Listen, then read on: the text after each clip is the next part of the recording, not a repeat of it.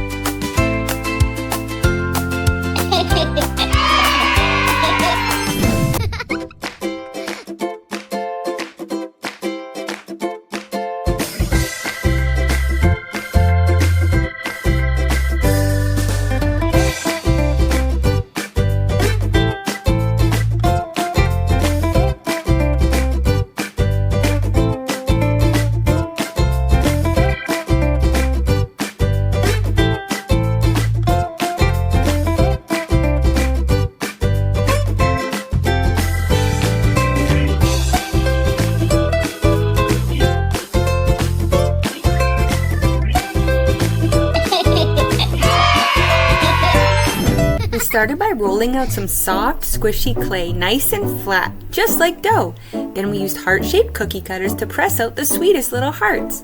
Next came the special part. We pressed our fingerprints right into the middle of each heart to make tiny fingerprint hearts. After letting them dry, we painted the hearts to make the fingerprints pop. We gave everything a coat of shiny Mod Podge. Once they were dry and glossy, we added some colorful beads and letter charms to make each one unique. Every heart is a one-of-a-kind treasure made with love just by you.